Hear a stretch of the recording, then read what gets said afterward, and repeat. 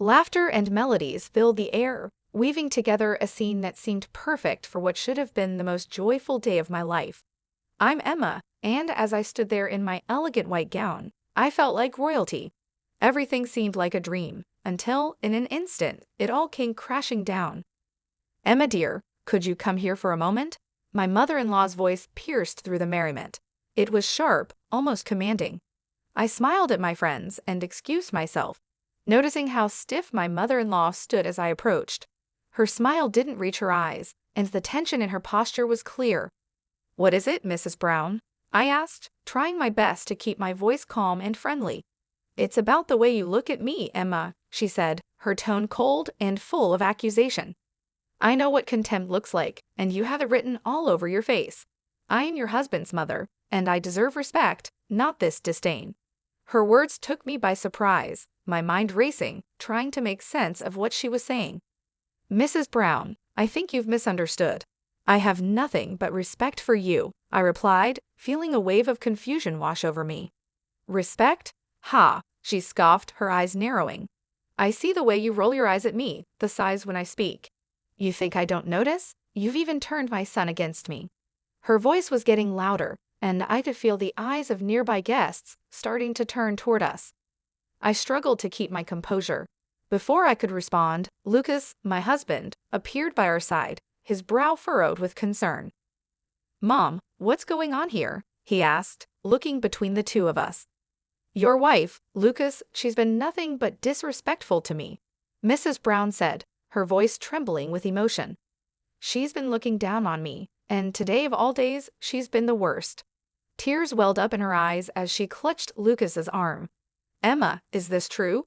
Lucas asked, his face filled with a mix of disbelief and confusion, his gaze searching mine, waiting for an answer. "No, it's not true," I replied, my voice firm but calm. "I've done nothing to disrespect her. She's lying." "Lucas, I'm your mother. Would I lie to you?" Mrs. Brown cried, her grip on his arm tightening. Tears now streamed down her face, adding to the drama unfolding in front of everyone. For a moment, the world seemed to slow down as Lucas's face changed from concern to anger. Without warning, he reached down, took off his shoe, and in one swift motion, struck me on the head. The sound echoed in the now silent room, and I stood frozen, my hand instinctively rising to my stinging scalp. The guests around us gasped in shock, but no one moved. I felt a mix of emotions, hurt, betrayal, and anger, all swirling inside me. I wasn't sure what to say or even how to react. "How could you?" I whispered, though I wasn't directing the question to anyone in particular. I wasn't just asking Lucas or his mother, but the entire universe, as if searching for an explanation for this nightmare I had walked into. Lucas, realizing what he had done, stammered, "Emma, I didn't mean it. I was just..." But I didn't let him finish. "No," I said, my voice firm and steady despite the storm brewing inside me. "You've shown me exactly who you are." The pain of being hit was nothing compared to the pain of realizing the man I had just married was capable of this. I turned away from them both, knowing this moment had changed everything. I faced the guests, most of whom were still staring in stunned silence. "I'm sorry you had to witness this," I said, my voice calm, though my heart raced. "Please continue to enjoy the celebration. I need a moment alone." Without waiting for a response, I walked out of the room. The music had stopped, and the laughter had died down. The world outside seemed so different now, the joy and excitement of the day a distant memory. I found a quiet corner away from the noise and chaos, my mind racing with thoughts of what had just happened. How had everything fallen apart so quickly? Just moments ago, I had been filled with happiness, believing I was beginning a new chapter of my life. And now, I felt like my entire world had been turned upside down. My mother-in-law's accusations, Lucas's assault, the judgmental stares of the guests, it was all too much to bear. I needed time to think, to process everything. Could I really continue with this marriage after what had just happened? Could I trust Lucas again? The questions weighed heavily on my mind as I stood there, feeling lost and unsure of what to do next. But one thing was clear, my life had changed, and there was no going back. The perfect day I had imagined was gone, replaced by something darker and more painful. What I had to do now was figure out how to move forward, even if that meant doing it alone. I walked away from the crowd, and as soon as I did, I could hear the whispers start behind me. But I refused to let them affect me. I kept my head held high, knowing that this was not the end for me. Instead, it was the beginning of something new. My mind started racing, forming a plan. I wasn't going to let this humiliation go unanswered. Once I reached the privacy of the bridal suite, I allowed myself to finally feel the emotions I had been holding back. Tears streamed down my face, but they weren't just tears of pain. They were also tears of determination. This moment wouldn't break me. I would not be a victim. I would rise above this and become a victor. My resolve was stronger than ever. After everything that had happened, I knew that I had to take action. I couldn't let them get away with it. The first step in my plan was to gather proof, undeniable evidence of the way Lucas and his mother had treated me. I decided to hire a private investigator to help me. Mr. Harris was known for being discreet and effective, just the person I needed for this delicate situation. "Mr. Harris, I need your help," I said when I called him. "My husband, Lucas, and his mother haven't exactly been kind to me. I need evidence of their behavior." "What kind of evidence are we looking for?" Mr. Harris asked, his voice calm and professional. "Anything that shows a pattern," I explained. "Emotional, financial, or even legal abuse. Anything that can prove what they've been doing." "Understood," he replied. "I'll start with surveillance and a background check. I'll dig into their pasts, finances, everything. You'll get what you need." With Mr. Harris on my side, I felt like I was finally taking control.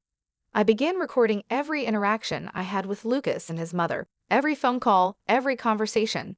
I needed all the evidence I could gather. I wasn't going to leave anything to chance.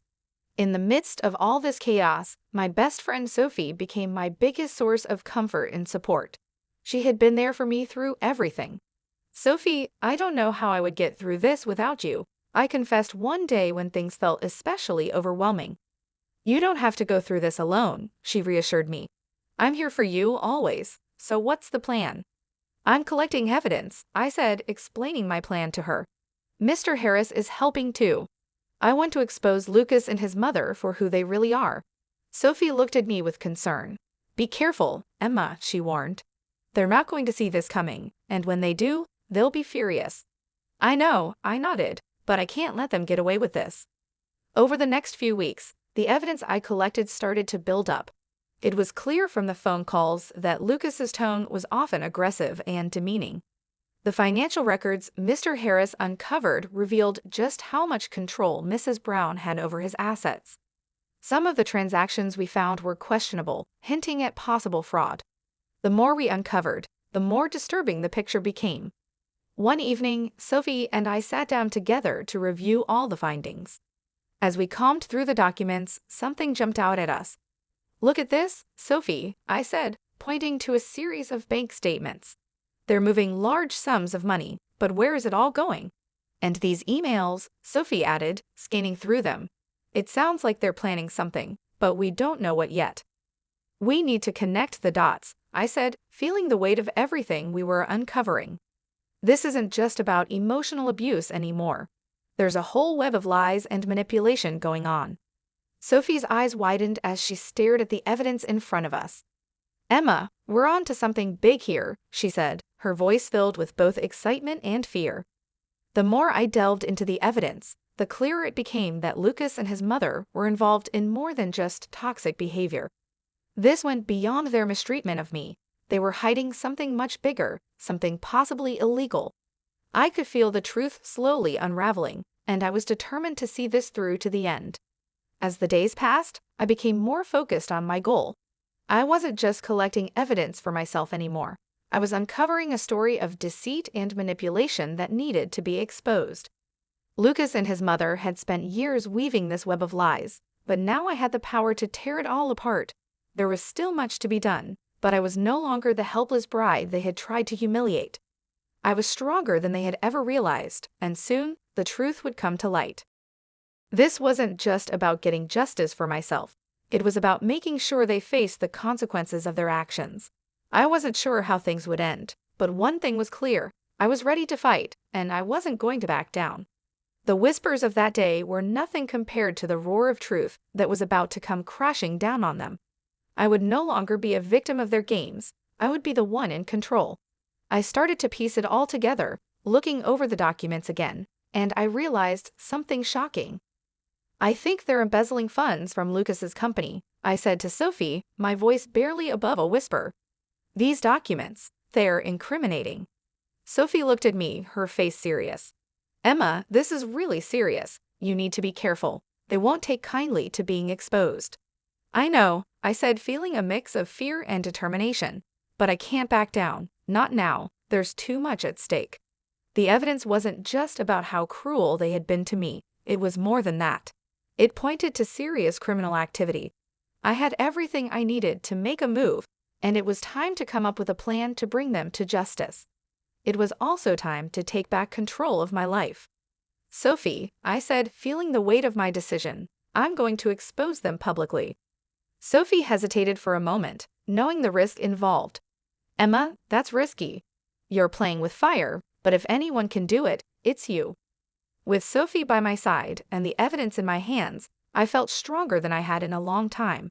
I wasn't just fighting for myself anymore.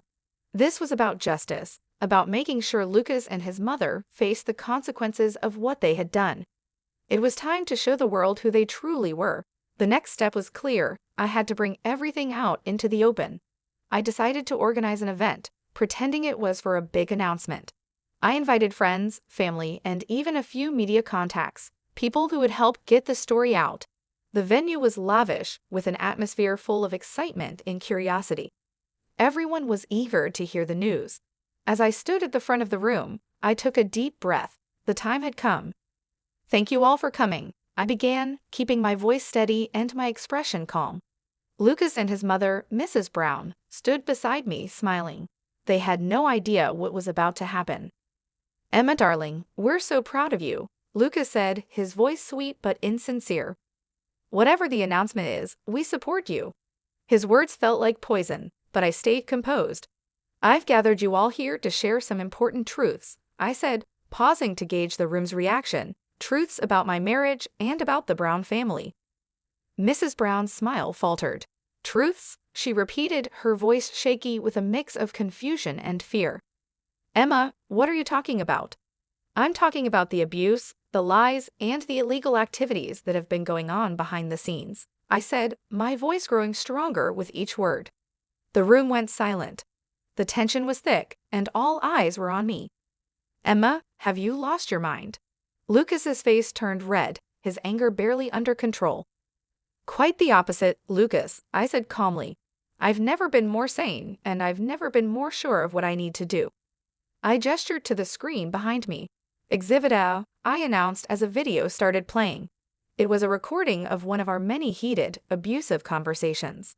The crowd gasped as they heard Lucas's voice, full of anger and cruelty. The murmurs grew louder, and I saw Mrs. Brown's face go pale. Her hands started to tremble. This is just the beginning, I said, holding up a folder filled with documents. These papers show financial irregularities, embezzlement, fraud. It's all here. You can't do this, Emma. Lucas shouted, his voice a mix of pleading and threat. You're ruining everything. I looked him straight in the eye. I'm not ruining anything, Lucas. I'm exposing the truth, a truth that everyone deserves to see. The media personnel who had been invited started clicking their cameras, capturing every moment of this dramatic revelation. There was no turning back now. This was it. Emma, please. Mrs. Brown's voice was barely a whisper, her confidence shattered. Let's talk about this privately. There's no need for this public display. I shook my head. No, Mrs. Brown. No more private discussions. The time for hiding is over. As I continued to show more evidence, the reactions in the room varied. Some guests looked shocked, others shook their heads in disbelief. There were whispers and murmurs among the crowd, but no one could deny what they were seeing. Lucas and Mrs. Brown stood frozen, their masks of respectability slipping away, revealing the truth beneath. This is my story, I said, addressing the room.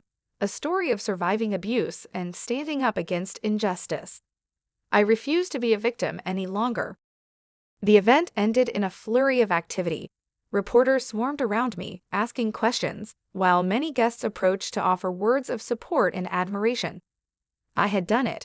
I had exposed the truth, standing strong and maintaining my composure through it all. It was a moment of triumph, a moment where I finally reclaimed my power and my voice. But this wasn't the end. The courtroom was the next step, the place where everything would come to a final conclusion. As I sat in that stark, imposing room, a mix of nervousness and determination washed over me. My lawyer sat beside me, ready to fight for justice. This was the final act of my journey, and I was ready to see it through to the very end. I couldn't help but notice how uneasy Lucas and Mrs. Brown looked across the courtroom. Their once confident faces were now filled with anxiety as the trial began. "Your Honor, we are here to present the case against Lucas and Mrs. Brown," my lawyer said, his voice steady and strong. "This isn't just about a divorce. It's about years of emotional and financial abuse that Emma has endured." Lucas leaned toward me from across the room, whispering, "Emma, you can't win this. You're going too far." I met his gaze, my voice calm but firm. "This isn't about winning, Lucas. It's about justice. It's about showing everyone who you truly are." The trial moved forward, and my lawyer presented the evidence with precision. There were the recordings of Lucas's cruel words, the financial documents revealing their manipulation, and all the proof that painted a clear picture of the painful life I had lived. Each piece of evidence was undeniable. "Your Honor, as you can see, the evidence is overwhelming," my lawyer continued. "We are not only seeking the divorce, but also legal action for the wrongs that have been committed against my client." Mrs. Brown, clearly rattled, tried to defend herself. "Your Honor, this is all just a misunderstanding. Emma is exaggerating," she stammered, her voice weak even to her own ears. I looked straight at her, my words steady and direct. "Exaggerating? The evidence speaks for itself. You can't hide from the truth anymore." The judge listened carefully, reviewing all the evidence and testimonies presented. After what felt like an eternity, she finally made her ruling. "In light of the overwhelming evidence, I grant the divorce and order legal action against both Lucas and Mrs. Brown for their conduct." As the gavel struck, a wave of relief and vindication washed over me. It was over. I had stood up to them, fought for justice, and emerged victorious. The long, painful chapter of my life was finally closed. With the legal battles behind me, I knew it was time to start a new chapter, one focused on healing and rebuilding.